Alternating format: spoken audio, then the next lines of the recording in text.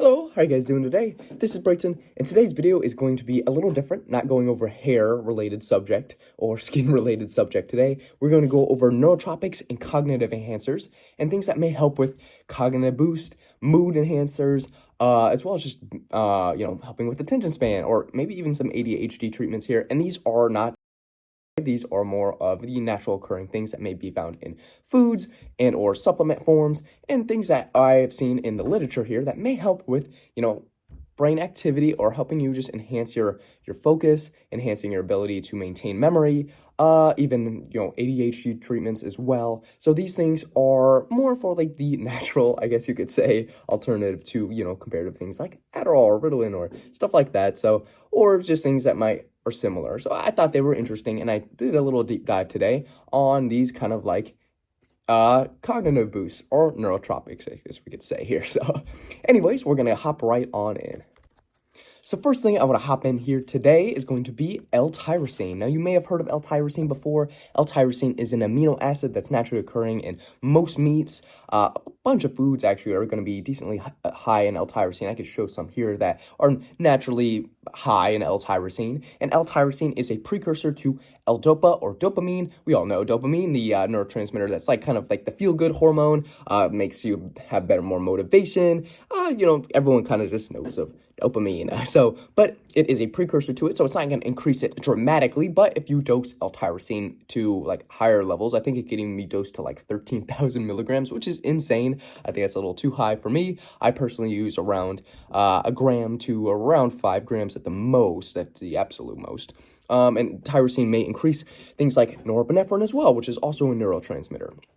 Now, the thing is with, I guess you could say, a normal non-neurodivergent person who doesn't have ADHD comparatively to a person with ADHD, people with ADHD typically have lower levels of dopamine and norepinephrine in the brain typically, so that's why they lose motivation or attention spans, stuff like that. So that's why they usually they like a lot of stimulants, because it helps the increase of dopamine and, norepinephrine, epinephrine in the brain, kind of keeps the motivation, and again, it gives them that stimulant feel that they're always kind of craving.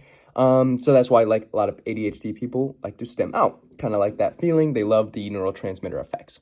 Now, something like a non-neurodivergent mind, so that's like someone who doesn't have ADHD, for example, but they may be struggling with, focus, attention spans, so stuff like that. Obviously, something like tyrosine, which increases dopamine and just norepinephrine in general, may help those people just have better focus and just kind of like more on stay on task and things, and just all around just feel better too. So obviously it's going to have a similar effect, but obviously a neurodivergent brain that's like ADHD, these may help with symptoms of kind of stimming out or not focusing properly, or there are a lot of different things that come with ADHD. There's not just one form of ADHD. It can come in many different ways. There can't just be one type of ADHD that's just like same for everyone. It's not just the attention span things. There are many different symptoms that cure in many different people. So I'm not saying that something like L-tyrosine is going to completely fix this problem when it comes to increasing the dopamine levels in someone with ADHD or the norepinephrine levels as well. But it may just help with symptoms, as well as with someone who is non-neurodivergent, may help with just low attention span and stuff like that. So obviously L-tyrosine, since it increases dopamine and norepinephrine, can also just boost mood. So making you feel better in general. Now, comparatively to N-acetyltyrosine, which is a form of tyrosine as well, N-acetyl form, I just put it up right here. So now, my opinion, I think L-tyrosine normally is better than N-acetyltyrosine, though N-acetyltyrosine may increase tyrosine levels more, though we just don't have that much literature on it. And like a lot of these studies that show that N-acetyltyrosine was not as effective, that's because it was through IV. It could be different when orally consumed. So obviously it's kind of thrown in the air, which is better, N-acetyltyrosine or L-tyrosine. But at the time, I personally think that L-tyrosine, the normal form, is better comparatively to N-acetyltyrosine. But obviously, we don't have that much literature on it. So, who knows? And though I think N-acetyltyrosine, the difference is because one's water soluble and one is not.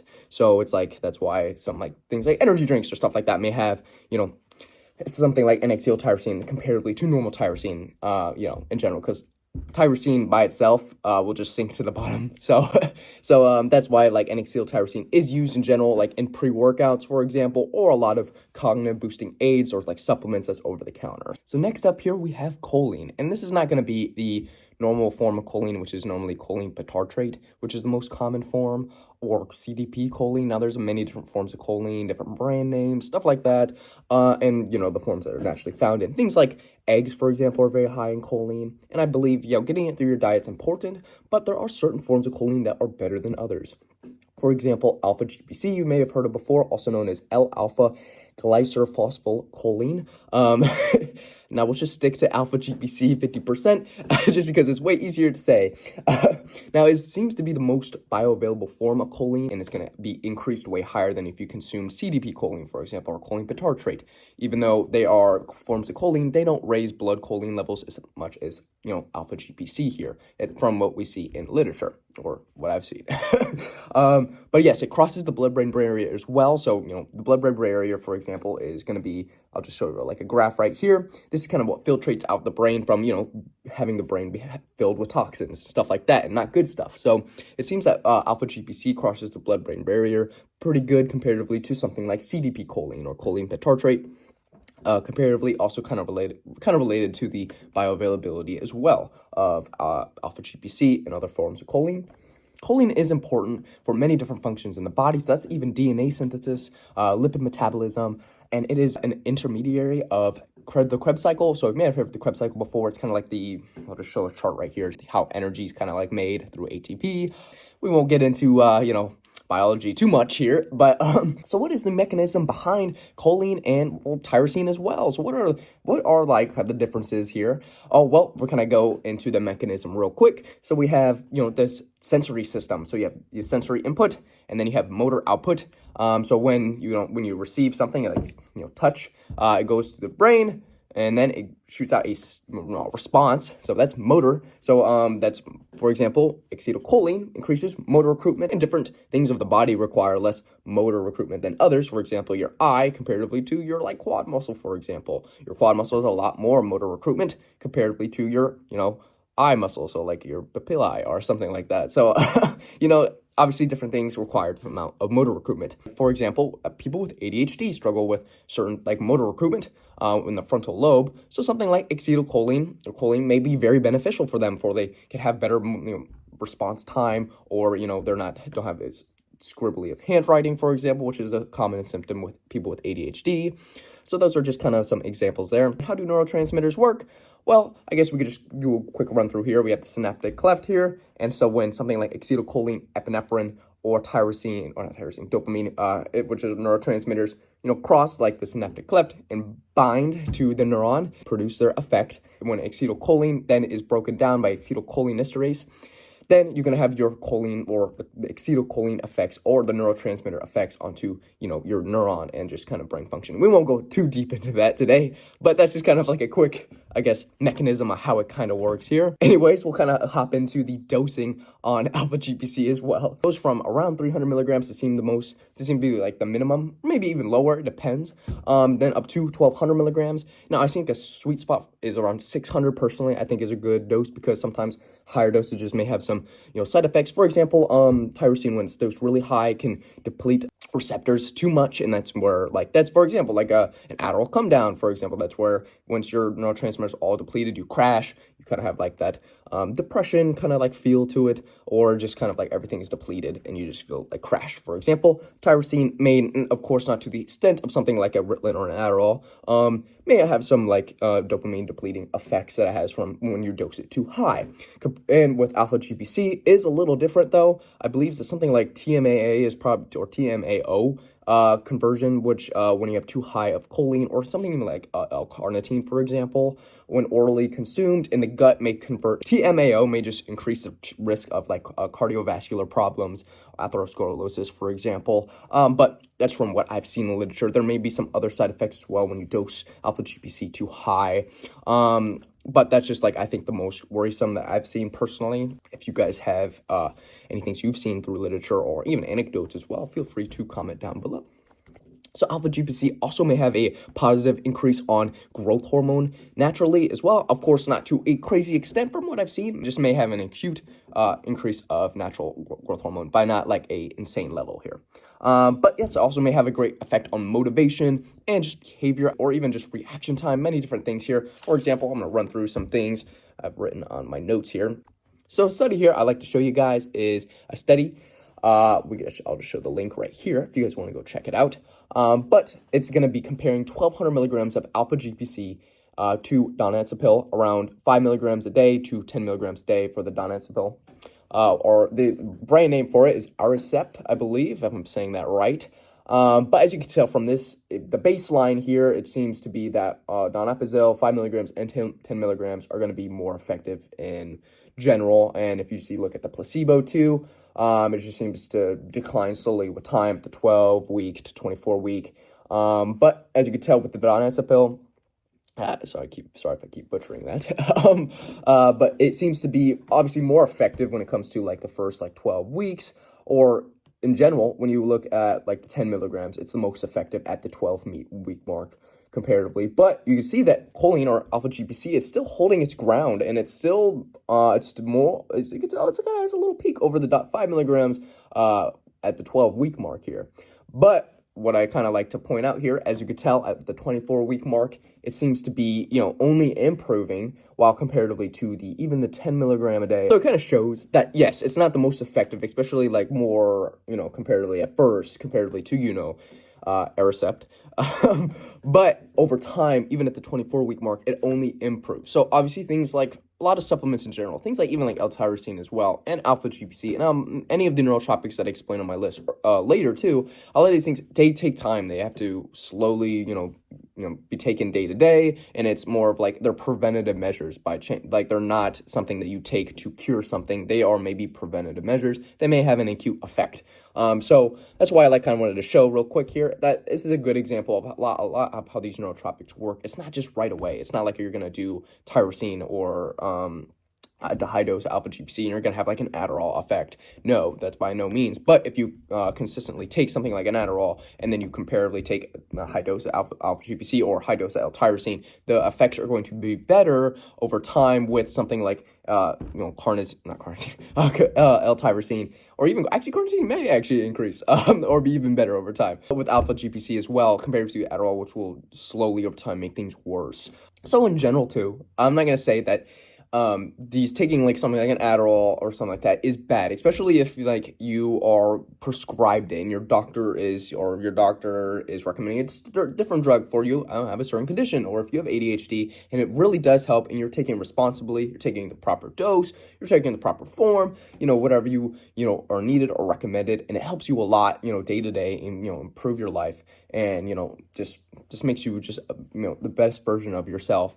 Then yes, then you should continue taking these things. But the reason why I bring up these supplements or natural formats here is there could be some side effects from the when you Adderall abuse, for example. You could have dopamine depletion and have there could be permanent effects when you abuse something like amphetamines and in general too, causing dopamine depletion and asymmetry of basal ganglia in the brain. So I'll show an example here of a video what happens when you have a lot of dopamine depletion in the brain and causing things like maybe even Parkinson's down the line, because the dopamine receptors are so damaged from amphetamine use, as well as things like we'll just say the I won't say you already know what what I mean here, but we're not going to say it for the algorithm because I'll probably pick up on that.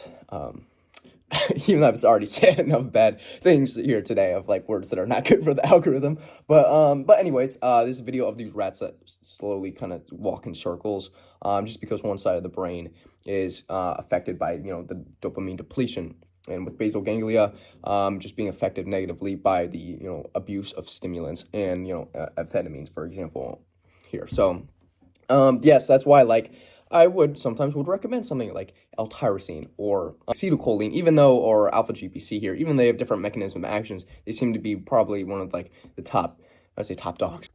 So if you guys want, I can deep dive into alpha GPC's mechanism a little bit more, and acetylcholine just in general, the mechanisms of, if you guys are wondering, because I will do a deeper dive into that, more of the biology behind it, and just the anatomy and the physiology behind it, as well as, something like tyrosine as well, and neurotransmitters too. Obviously, it's very complex, and I'm not going to go in too depth in that today, because it can be kind of just boring, and obviously it goes off trail a lot.